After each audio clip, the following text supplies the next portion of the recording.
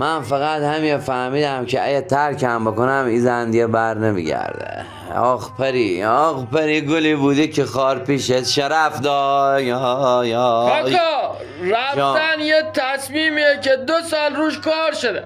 درست. تو میگی ترکم کنم بر نمیگرده. من ترک کرده بودم که رفت. ابو طالب زن یهو یه آدم دیگه میشه. درست. حساب کن اوایل ازدواج روز زن من 1 ساعت سر ناهیدم میزدم تو قرنیز نمیرفت. اروا پدرم تو همه مناسبت ها زدمش نمیرفت. تبارک الله. یه روز صبح بلند شد یه لبخندی به ما زد رفت که سر بندر داره بود. ذات زن کاکا همیه، زیر ناقارم دنبال بهتر میگرد. من میدونستم پری جور میخواد سرم بیاره کمربند 15 تومنی، اروا پدرم لارکشش میکردم بره تو حیات میکشیدم شلنگ اوه. اول خوب میشستمش بعد مینداختمش زیر بیل. مال تو هم شوهر کرده؟ نه حتما وضعش خوب شده. وی ای زنا. داوود اگر یه آدم جگرداری پیدا میکردم چراغ جادو امتحانش کنم یعنی نسلشون اسیر میکردم. تو خودت منو میشناسی، تعریف از خود نباشه من کلم بالای قشنگو باشه یه پاکت پر سیگاری هم تو جیب پشتیم باشه ظاهر چیه؟ تو بگو اخته کن. تبارک الله به این حجم جگر کله و سیگارت با من. ابو طالب خدا زده هیدر اومده. بیا ببینم یه میخوای چی کار کنی. هیکل ستاد که بشه مشت به پهلوون اثر نمیکنه. مصیبتا فکر TNT باش فقط. درم صدای عزیز خواهشن کسی فیلم نگیره منجیگرم خونش پای خودشه. برو پس. کمال کاکا شد 100 سالت کی میخوای یه دسته گوکاری یاد برداری؟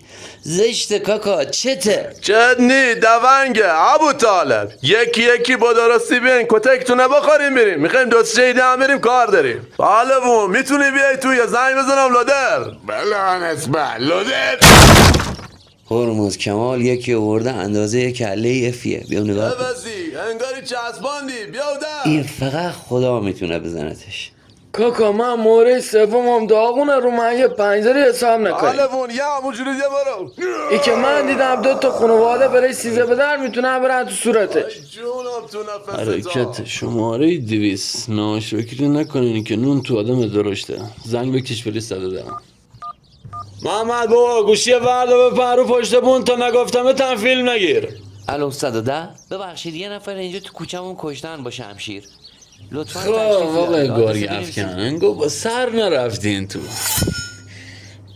محمد بابا بزن رو قرمزو. یا بابا لبایت اینا یکی هستم. سلام نفسم. من توی جلسه سختی هستم خودم میگیرم. داوود جان مأمور اومد برو جناب سروان هدایت کن بیان داخل. رفتم چی شد؟ من اصلا به این بابا دست نزدم به جون یه دونه آبجیم.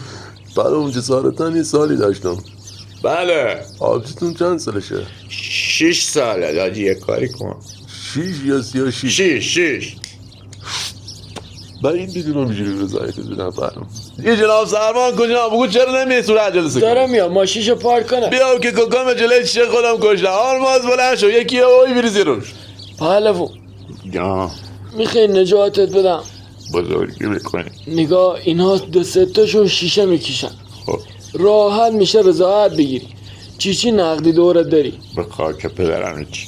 این انگشترها چی هن؟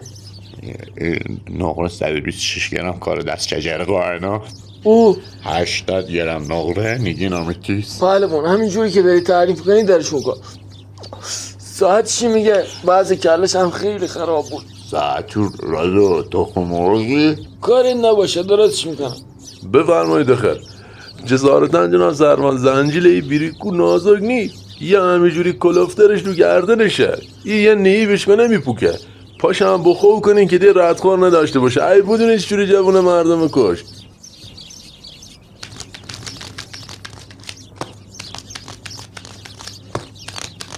داوود بری خودش از زیر دست میاره. آها خود من دیدم. من ده بازی نمیکنم حال نمیکنم با آدم متقلب. بلند شو میگم بچه ها خدا در ما بینی کار درستیه. من هیدر آوردم اینجا، شما هر کنمتون یکی انگشتری گرفتین که ارین تو بازتون، هرمزم خود ساعتو گرفته زده تو دیوار دیگه هم خود میخواین بوسونید ازش. من نبایی به ساعت چی دستمو بگیرم. یالا یالا ای بو هم صاف خود صدای پهلوونه کی رضایت شه داده. هرمز اتاق بیرون نه یا هرچی خاصی اسمس بده به داوود، میخوایم بگیم بیمارستانه. خلاصه من همچی آدم نیرزی هم نیستم. خب حالا یه چشمه بیا و یه حرکتی بزن کمی دستمون باز شه. خیالت راحت پهلوان، اینا آدمای بدی نیستن، رضایت میگیرم برام. الان شما کسی داری که پول دار باشه که بتونی روش حساب کنی پول بده باشه؟ من که نه. ابو طالب تو سراغ داری؟ من یه نفر میشناسم بچه دشمنزیاری اسمش مرتضی است. حساب کن 100 هکتار زمین کرده دکده گردشگری. همین شالیزاره میگی؟ خودشه. من هم میشناسمش. خب زنگش میزنی یه جوری که باور بکنه. خب میگه 600 تا سکه پیدا کردم، سکه چی؟ انواع سکه‌های باستانی. ای بوام صف کاکا دخیلن. اما من آخرین باری که کار باستانی کردم یه هفته تو کو میزدن.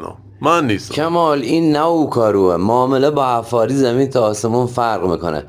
ای پهلوون کارش ای کارو جواب میگیری با من بده تو خودم باش افغانی حرف بزنم باور میکنه. خودت ابو طالب زنگ بزن، لهجه افغانی هم بلدی، افغانی هم خود دروغ نمیگن، شک نمیکنن.